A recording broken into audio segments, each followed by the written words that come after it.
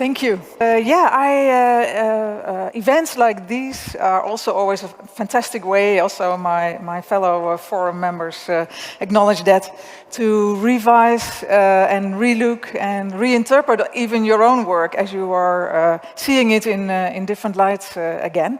And today I thought I'm gonna take really deliberately take the position of designer here, but the designer of an office that has been over time working on many different scales, and also sometimes for many different positions, from really being the designer also to supervisor, and even consulting clients and governments here and there. So common interest designs is the title I chose, and then I also thought, let's add redefinition and redistribution of use. Sounds a bit, dry maybe, but I think it's a lot about that when you're a designer, you get the site, you get the plot, you get the commission, you get the budget, and let's go. But then I think a lot of time thinking about, for example, common interest, you start to look a bit beyond the brief and the question. Because is this really the right question, is often the question that we asked ourselves. It was already like that right at the beginning. When we started in the 90s, I think everything was about performativity, and I mean the role of the architect was largely diminished in the Netherlands. We had a lot of rules and regulations, and it was all going to be very economic and energy sensible, and what is there to do for a designer anyway?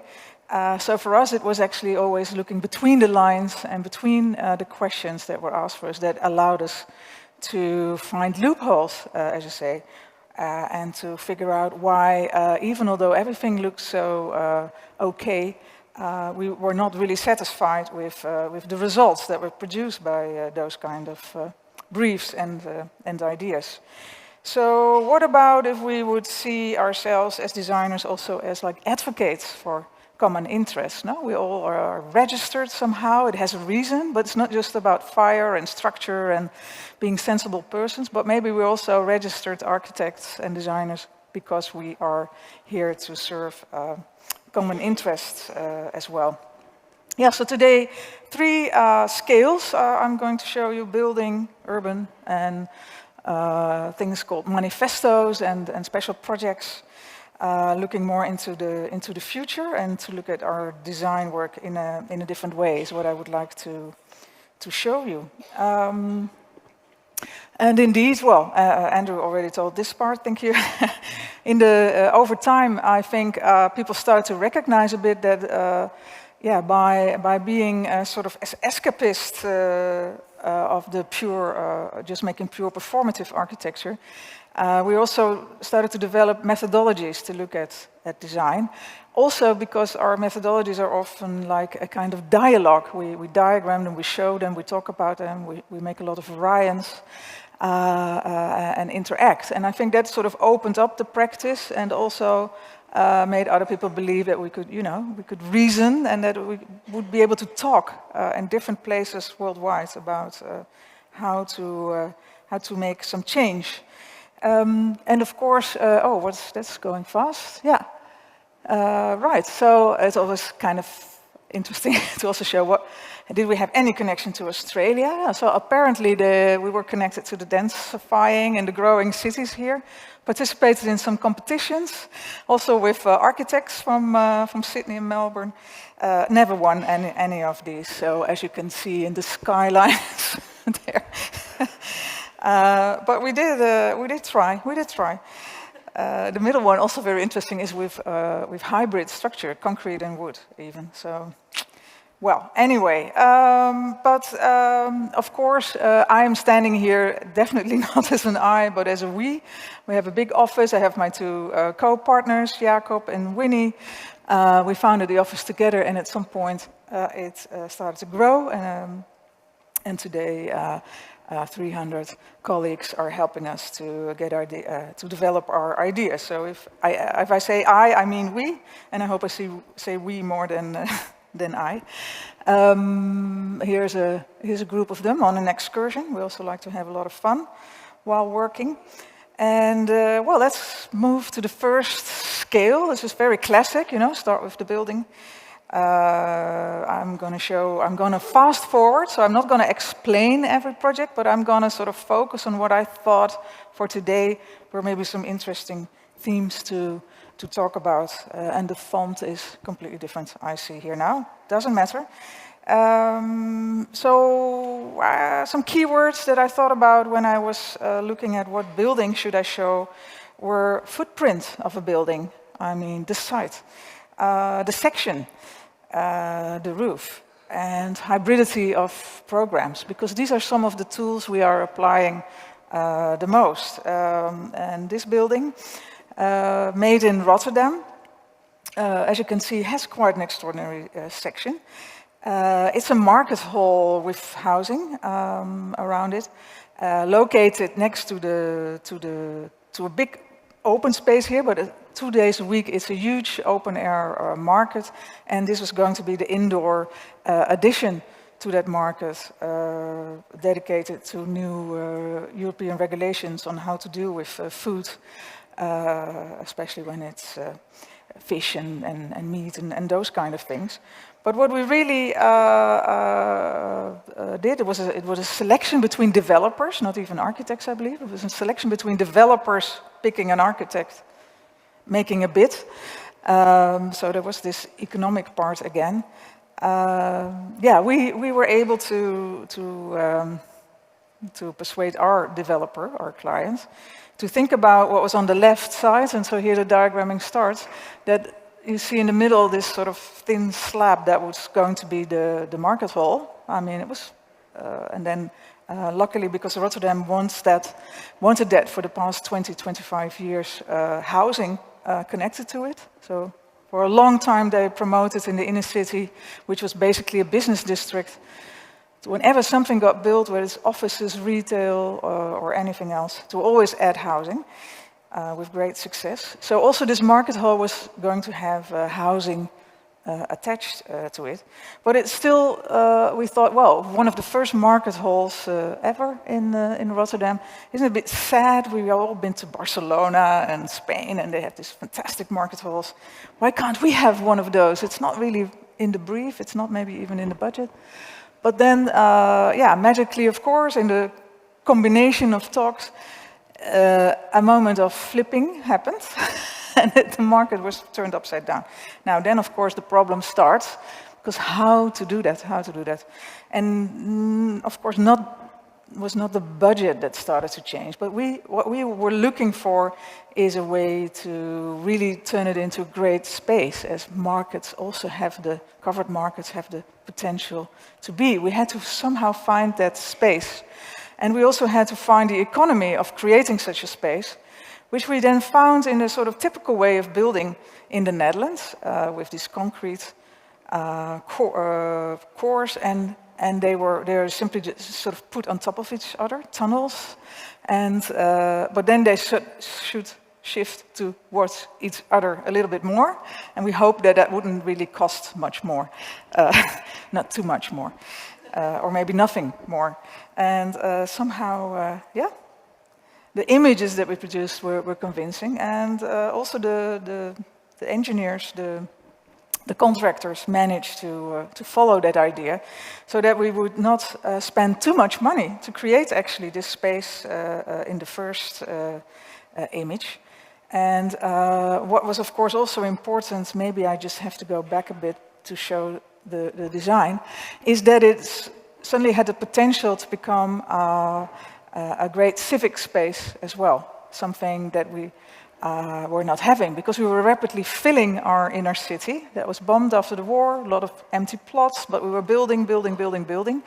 But we did not have too much grand civic spaces, and this one would have the potential to become such a space with a lot of proud owners also of stalls there.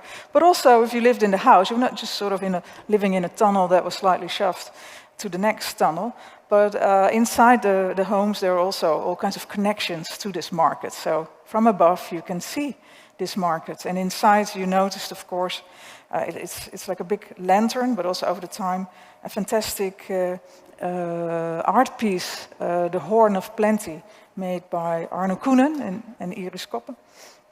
So, so all of that sort of dynamic started to work together. Huh? So once, apparently, also the client, the city, everybody crossed the threshold. It was like self-moving, huh? And there was a competition organized to create the artwork that was just in our images, an image of fruit and vegetables on the ceiling. So the enthusiasm grew by the day, and then it became sort of a collective project. So I think that's also very interesting to learn from these type of projects, that you can sort of arouse an enthusiasm, and that somehow everybody starts to overcome every problem on the way because of it. So it is also, a repurposing and rethinking, of course, of program, of building and void. I mean, the whole air above this market did not exist in the brief, yet we could construct it with the brief. The footprint of the building never changed. And this started, I guess, this thinking about being able to create some kind of surplus quite early on by, for example, this building in Amsterdam, where we walked across a dam, and then we knew that on our side there would be a building suddenly in the water, which would basically be the ending of that feeling of walking on the dam and being in the midst of the River IJ in Amsterdam. So it was a sort of this idea of the sad loss of the final part of the dam that made us decide that we had to continue the dam through the building, actually, as part of an operation also to house. It was going to be a very deep building next to all these warehouses, of clusters of houses that were described in the brief in 3 financial categories with 3 different floor type areas. So it's 9 different types of houses that were like basically different in size and rooms. And but that sounded also quite distressing. And we decided to cut up the whole building in little neighborhoods. And every now and then there would be something missing, which would be a void, or pushed out, which would be the end of the dam. And suddenly the talk about differences became just a talk about different typologies, and being upstairs, downstairs, in the water, next to the water, on a corridor. And the way the houses were grouped were more like, okay, you belong to this sort of little collective inside the building. And yes, also in this project, the yoga people discover these things always quite fun. They have a nose for the for the sublime feeling. So I could go on about the typology of the building, but I think it's also about this possibility and discovering early on that we managed to persuade a housing corporation and a developer to build a public space, actually to invest in that. And this sort of very hopeful notion that we're not just relying on the community, on the city, to create voids and spaces in the project. Being a young designer, I also tucked in secretly some kind of 2 wide corridors and angles here and there that were, of course, discovered by the inhabitants at some point. So sometimes you have to speak about it to make it happen, because it's too big and obvious to not talk about it. But you can also hide things in your project and never talk about it, and then there still are seeming to emerge. Yeah, so this is on the way up to this extended dam. And of course also that space is also the space where people who are living in the building are gathering. And they really became a community. They are looking for each other's, they were curious, looking at each other's homes. They organize their own tours now and earn money with it to walk through the building. So they really connect now a lot. And so that was nice.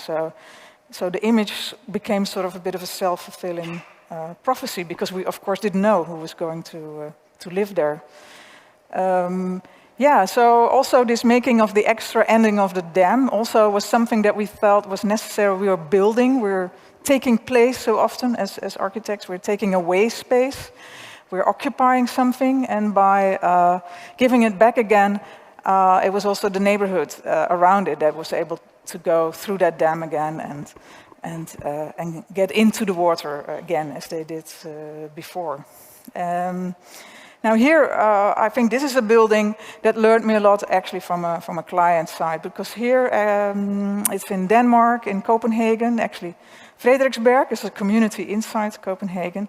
The council there decided we have to build a community center, and that's not so unusual in Denmark. But I thought what was interesting is that they said we have Copenhagen now also very famous for its gentrification processes, of course. We are building a lot of new homes here, there's offices, but there was also a lot of people already living here. So we have to sort of find a place where people meet again, and maybe even also interact with other people in Copenhagen. So we deliberately invest in this place between everything, between all the different old and new neighborhoods to go to. And apart from housing all the kind of things that you would expect in this building, we were also able, in a sort of hybrid way, to use every corridor and space leading from one room to another as an extra space for people to meet, and also for children to play when it's very cold and dark in Copenhagen, which happens much more than here. So this is sort of hybridity that I like very much. And I was last week in a talk here in Melbourne about a so-called more risky playground, and I ask everybody in Melbourne to check out a bit how the children in Scandinavia live and in Denmark, because you ain't seen nothing yet. Yeah, so I think we have to be aware that movement and playing and all these kind of things outdoors are also part of our development. No, if we do not climb or walk on uneven soil or they have to jump from some heights every now and then, that's very bad for the development of our of everything of us. Well, you saw, let's say, some examples now of things I showed that have more mid-income housing in it, but then came, of course, also a nice challenge to think about common interests and maybe adding a collective space in something which are probably one of the most expensive apartment buildings in Amsterdam. It's called the Valley. And you see already a little bit that it is a building with a bit of a two-faced appearance. It is a bit smooth, like these are houses built in the business district there, because everybody thought it was, getting really bored there in the banking district, and they started to add more houses, so it's much more mixed use now. But next in Amsterdam, next to tracks and the ring, the inner ring, would it be able there to also add some accessibility for everyone? And guess what? We did manage to do that. So the building has this appearance of suddenly a mountain in the business district, but you're also allowed to climb on top of it and enjoy the gardens as well, and even look down through that glass pond downwards with beautiful garden designs from Piet Oudolf, our super great landscape architect in the Netherlands. And not only you can walk through and on top of this project, which by the way is shaped because it is a piling of retail, offices and houses, so therefore using the envelope really to the max. It also has a corridor going through where you have entrances to different places and rooms inside the building, also acting as a street, and then you can see up through that pond again. But it also it was designed with the help of parametric design, because even though it are very expensive apartments. There still had to be some economy of scale, so there was parametric design involved in designing the regularity in the irregularity as well. So even the most expensive projects and the developers can be made to inject and induce commercial spaces as well. So this is the attitude, I guess. And for us, going to work also more in the States, for example, being confronted with this very deep plot, I'm talking about the building in front, we also immediately thought like, okay, we're not going to make these very deep apartments, these sort of mono studio stuff is happening a lot now. You know, you have one window and then a lot of room behind that. Let's see if we can eat up that volume as well. And we're very lucky that we were part of a conglomerate of architects, Work AC, Henning Larsen, and Studio Gang in the background that's just been completed. We were also able to work together and coordinate the interiors of our blocks, where we positioned our entrances, our car parks, so that we sort of could cut through this neighborhood. Because it will be very busy there as well. It's close to where we're standing now. Here in the back is the Giants ballpark, and on game day it will be very busy there on the grade. And so also there it's a mixture of retail, offices, and apartments for many different income groups. We sort of carved out and carved through something of a completely different scale that you would normally find in such an area. Now you have, of course, always the discussion: will it be 100% open all the time? No, this one has a fence that will be closed off at night. So that's then the sort of discussion that you will always have. But let's say at the moment, I'm already always very happy that we are able to make these kind of spaces and that they're open all day. So hooray for hybridity, and if you can't get through it on grade, you can always get over it. So don't give up too easily. And there's also a big plant room underneath this building, so we weren't able to cut through right away. And then also more people can enjoy the landscapes that you are creating. It's also talking about the footprint. So I'm all the time talking about having commercial commissions, let's say, and talking about, hey, I'm filling the plot. Preferably, we fill these plots to the max, of course, to maximize revenues as well. And yes, also why not maximize the amount of dwellings that we can make. But you know, sometimes we find also clients that are willing to downsize the footprint of buildings. For example, this one in Poland, an office building with some restaurants at the bottom.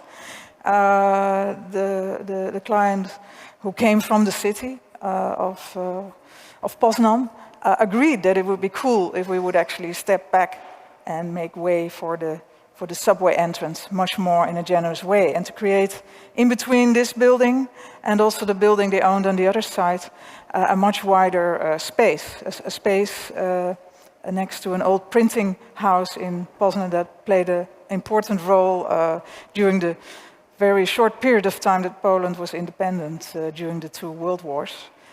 And also a client who wanted to activate that space and turn something which was the back of a Sheraton, an office, and a restored printing house into actually a place to be for the neighborhood around it as well. And we cherish that and support that, and also are very happy that there are clients who don't want to build to the max of the envelope. As is also the case in this project, where we're actually making a depot building in the park in Rotterdam. There was some protest against building in the park, as you can imagine, next to the museum. But with a competition and this design, we discussed again about the footprint a lot, making it sort of shrink at the bottom, creating this bowl, a circle, in an interesting way also, minimalizing surface.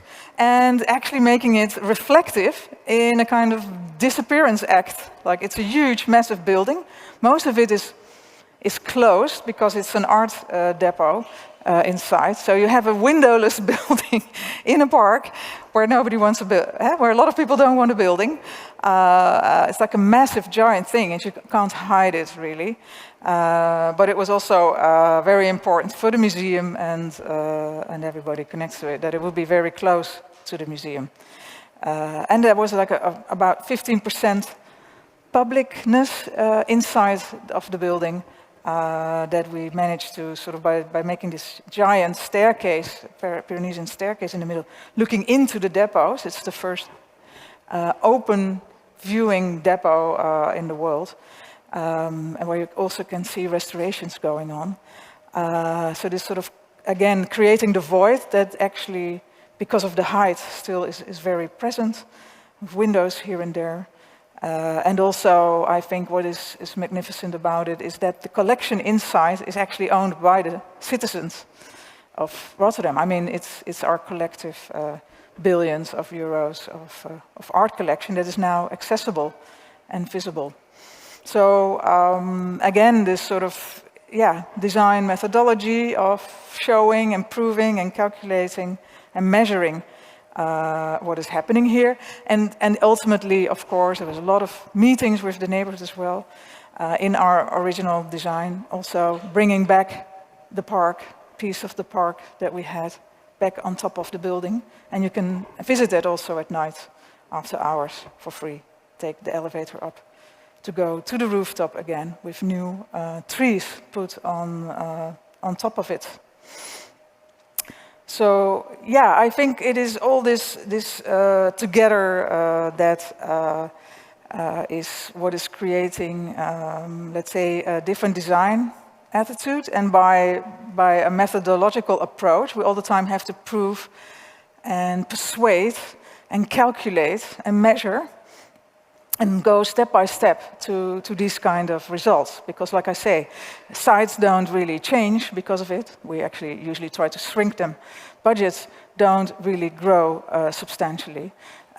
But somehow by inserting air in the commissions and by repositioning and reinterpreting parts of the brief, we manage to let buildings communicate also with the city. So I guess that's overall an important aim that we have, that we don't close off, but that we open and become part of the city. Because if we are with ever more people, we believe that's one of the most important things that we should be doing, is that we get the people and the buildings to breathe and to be porous and interact with each other, to manage and to survive in ever denser places. So again, private client, co-working office and restaurants on an island in the middle of Wrocław. I hope the water table is still like it is here today. It was sort of an abandoned ruin. About 1/3 of the building was still there. There was a lot of beautiful graffiti on it, but it was like an island where you went to get picnics and young people hanging around. So what happens then if a commercial building is inserted, is that we actually tried through the section of this building with the old and the new facade to create a kind of Janus, I don't know, it's a mythological figure, Janus head, 2 heads, to this building, but also, as you can see here in the evening, to sort of eat away and make the biggest spaces at the ground floor. Have an artist, Alicia Biala, create beautiful murals inside again to get this idea of the fantastic graffiti also back, the tradition in Poland, and have fun on the roof as well as in the area around it, and that this private building, even in the evening when it's maybe not completely in use, still sort of accommodate also the fact that a lot of people want to go there after hours. Moving to the second scale,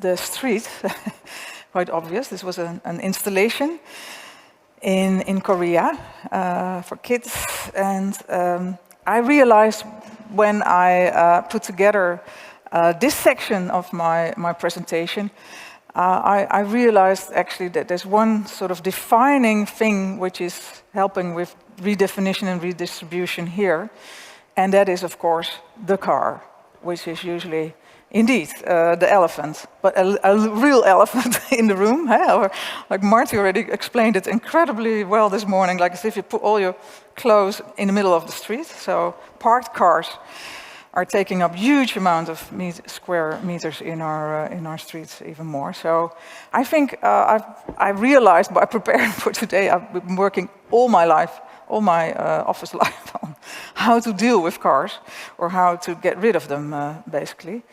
Well, this is quite a fun example of just taking out a piece of street and give it back to the people living there, and turn it into a simple but effective playground. But also, one of the very first commissions that we had with our office was to make a suburban neighborhood, which is like the Valhalla of cars, of course. And that at that time in the 90s, it became clear that actually men and women were both working, and they were sort of working in different locations, and they both would have a car. So I wanted to keep them a bit close to the cities. So on the edges of cities, suburbs were starting to be designed. And as designers were a bit like, I'm not gonna live there, but apparently a lot of people wanna live there. And of course, at right that moment, you get the commission to work on it. So this is where where the challenge came, and it's actually a scheme with multiple different ways of figuring out how to organize row houses in courtyards, in rows with water in between, getting in from the outside, getting in from the inside, turning them into patio homes. But this one, I think, sort of survived in the communication, all of them, because it is the sort of typical classical row house. And except that the people don't have the car parked in front of their houses. So very interestingly, would they accept this? They did. But it also led to a fantastic redistribution of the spaces in between the homes. So the gardens, the paths, everything could suddenly grow and become a bit bigger, just because we were not making these streets with cars on both sides. So that was fun, of course. And that made us bolder. But that is also this sort of preconceived idea. People live in the suburbs, so the car should be in front of the house. And this is something we should go get away from. And then at that time, it was even, I think this is also a fantastic experiment, a municipality that did not have any suburban land anymore. So they suggested to us to create a suburb inside the city on a brownfield. And by the way, it should be twice as dense, but it should still have the same feeling. And yes, people will have 2 cars. So this sort of, and they have to build it themselves, sort of. So a lot of things which were not so typical for row house developments were put on the plate in a competition, and we won with our idea to actually mold it all together and say, well, what if we have people get together, 18 families, build a block of rows, but they are connected. They're built on top of a car park. The neighborhood around it managed to say, we don't want these cars in the streets. Okay, we built a semi-underground car park. We had to put 1 meter of soil on all the ground because it was polluted. And then suddenly at the front of these houses, there were streets that would become like the gardens of these houses.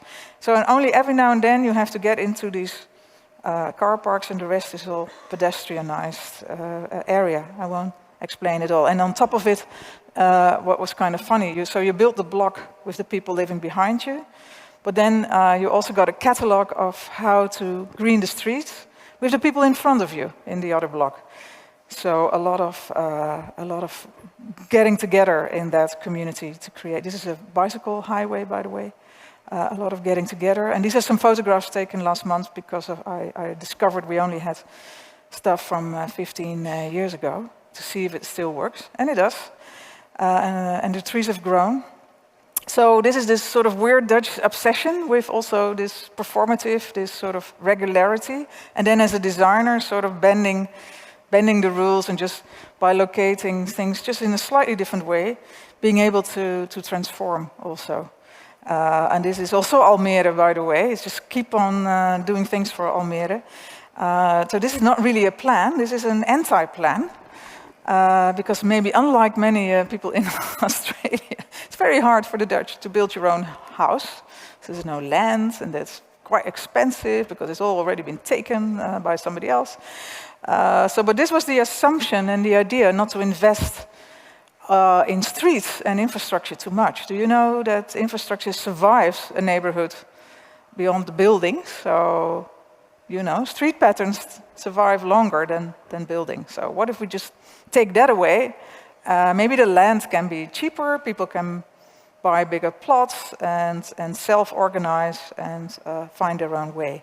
So this is at the heart of this. And then also let's get rid of a lot of other regulations by which you're not allowed to have sheep or grow vegetables or whatever you want to do, or with whomever you want to build your house, or in whatever way you want to build your house, which is in the context of Australia maybe strange, but in the context of the Netherlands is incredible liberty.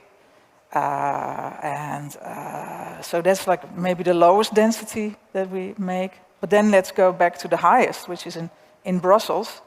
Let's go back again to pressure, where it's almost a bit like in this Polish situation. And the second top image, you see a sort of triangle, if your eyes are good, which was our building envelope. And then we got a sort of list with build a lot of homes, invite a lot of architects, and it was all going to be next to actually a park under development by Bas Smets. Very beautiful, but we sort of had to figure out how to create basically a lot of little towers, but also we didn't want to just put them like, well, in the middle of Brussels, just a cluster of towers.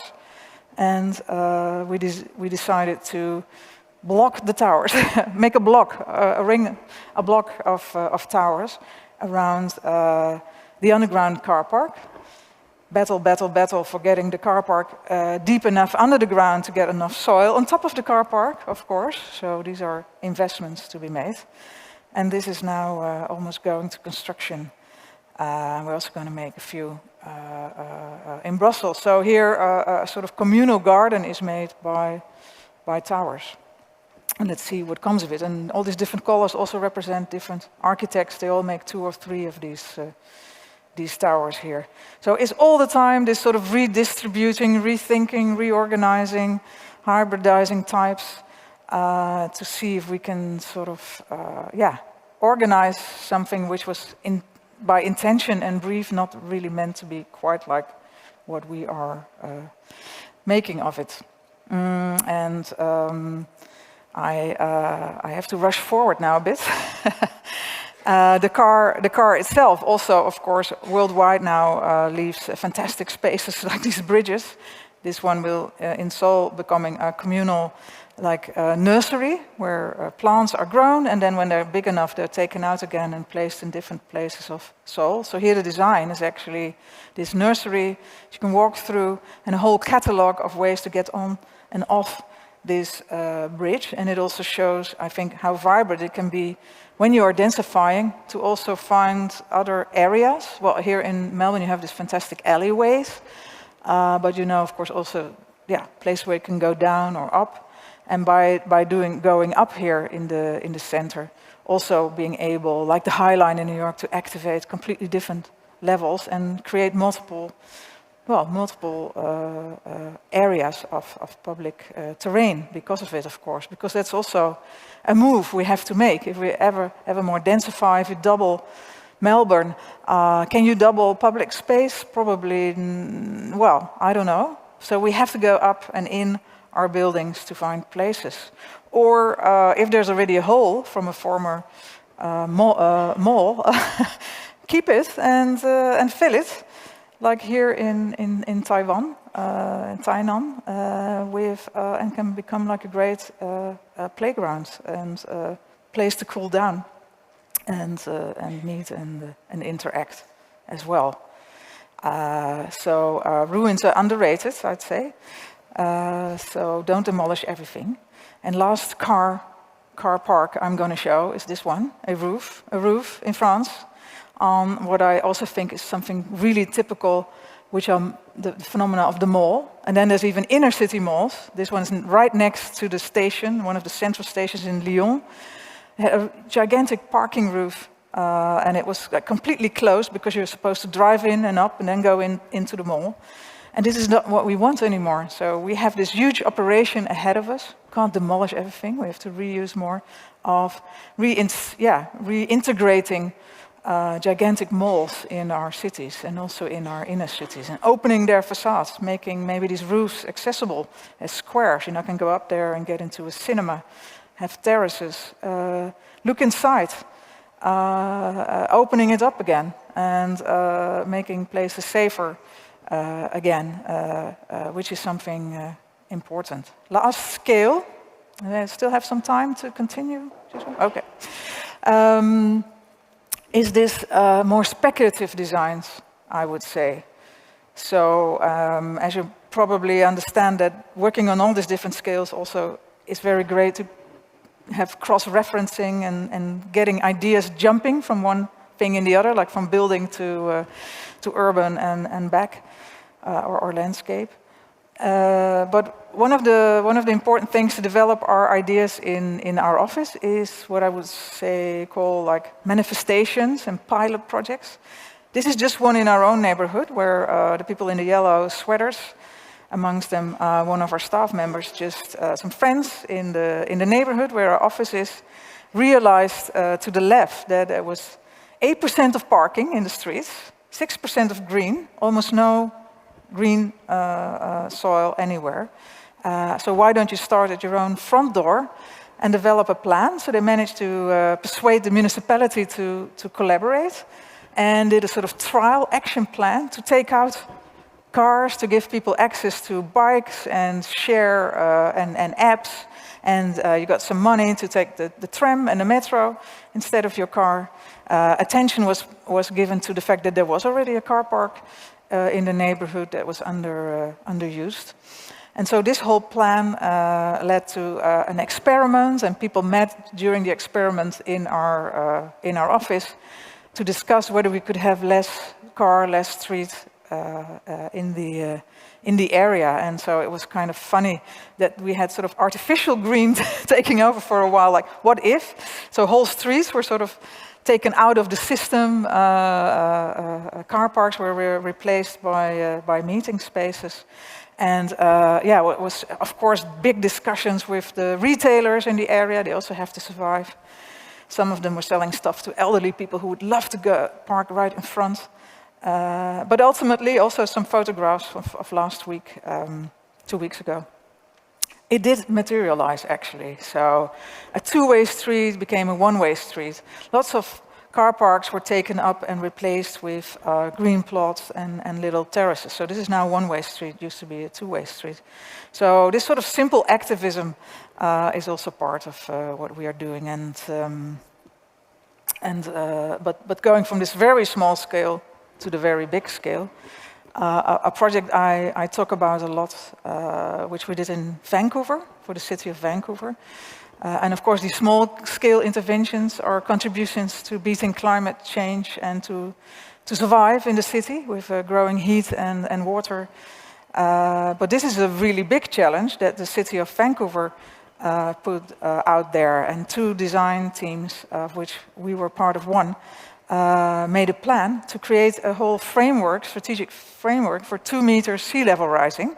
This is a map of Vancouver with in blue all the areas that would potentially flood, they would do nothing in 2100. So they're collaborating together with local landscape architects, PWL Collective, Deltares, a Dutch engineering firm, and Modern Formline Design. Now the last part, they were part of the indigenous knowledge of the knowledge keepers that were there. So designers, people from host nations, First Nations, were part of the whole process. We already went through a lot of civic talks and collecting information. They were with us all the time during the design process. And we also said at some point, well, let's just team up and become part of our design team. Because, of course, well, first of all, the difficult question was, what can you start to do now to mitigate and deal with the consequences in, yeah, like a long time from now? Like a lot of people say, I don't care, I don't live there anymore, but still not good for a city. So increase the toolbox and awareness of what climate change can do. One of the most participative processes I've ever been in, and that was really fantastic. So we went there every couple of weeks, showed our plans and our ideas, exchanged information, we went on excursions together, we got a lot of information, we talked to the other team as well. People were actively, really very actively engaging, preparing, and collaborating. All of that to see, like, okay, you have like seawalls now, but they can't just go up 2 meters, as you might imagine, if you look at this. So, and this is another site, well known. And to come to think of the fact that 20 years ago, a lot of people actually went to Vancouver to see how they built not close to their rivers. Yeah, so together also with the engineering firm, we tried to go for the concept not to beat the level rise, but actually to go with the flow and to create a kind of inner city intertidal area with different segments so that the water could go up and down. But that had, of course, consequences for the existing buildings. I mean, they have already problems now, no? They have electrical plant rooms in the bottom of basements that are getting flooded, and pieces of parks are already getting flooded. So that meant that we had to make a whole kind of set of ideas for change of existing buildings and infrastructure, move it up, think differently about basement and where you position things in your buildings. But also Vancouver is a growing city. Create new ideas for typologies and a new type of buildings and interactions, also fed by all the communication with the community, and also make them fitting for different conditions along this sort of intertidal city shoreline, creating this sort of catalog of imaginable futures, which is just a catalog and just a collection of ideas, but it sort of started to help everybody to imagine 2100, to imagine the steps you have to maybe take towards that, to identify already in the city the different zones, if you would go along in this way, but also really start interventions and actions and plans already tomorrow, so that it becomes visible that the city is preparing, adapt buildings that are already under risk very soon. And but also I said, like, underneath all of this, there was of course something that has already been there all along. Okay, a couple of meters lower maybe, but the False Creek, as the sea arm going into Vancouver is called, actually of course had an enormous potential that was already known by the First Nations that really have been living there all along. And so their information, their knowledge, their participation became a huge inspiration for imagining the landscape of the future. Also the activities and the things they did on the shoreline, with the vegetation, with the animals, became a huge thing. And then we have to, yeah, like in Tainan, start to imagine future fantastic repurposed half buildings as well, and structure. You don't have to tear everything down. Keep the frame and keep on building. So I took this from the website, enormous amount of interactions, impressive amount of participations and reach out of what is happening. And I can still continue a couple of minutes. Okay, I'm rounding up. Yeah, so like I said, this positioning of making more manifest things also then sometimes belongs to, yeah, if you can talk to the client, maybe you can also help us as a civic organization, as a municipality from my own hometown, to get here for a while and become our city architect, and manage to participate in co-curating an exhibition on Build Differently, because there was a lot of things going on already under development. But if you looked at the statistics, and this is about age groups, Groningen, the city I was in, and the Netherlands. You can see like there's a lot of people 25, younger, and they were not being built for. And also single person, that's at the top, with a couple without children, people with children, and actually everything under production and being planned was catering towards, I don't know whom, but not the people who were actually living in Groningen. So the whole manifestation was to find different places and locations in the city to build differently, meaning build for different people, meaning building for the people who are actually needing a home, but are not going to fit in your plans. So fantastic manifestation with a book with examples. Lots of talks with developers, clients, also the city, helping collectives to make ideas, which is also getting more and more important because we have to be thinking maybe a bit more bottom-up. Every morning I open the news here in Melbourne, it's about we need 14% more affordable social housing, I don't know.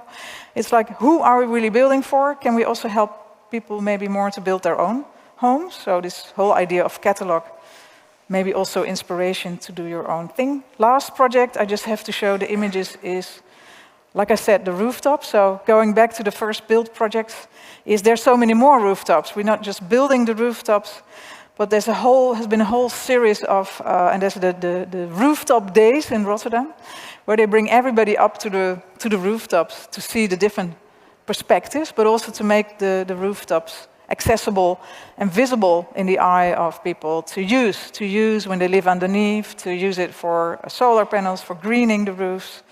As a whole fantastic set of installations, just to open imagination and inspiration. Rooftop catalogs, rooftop days, rooftop art is something that happened last year. And so there's always more space for common interests. Thank you.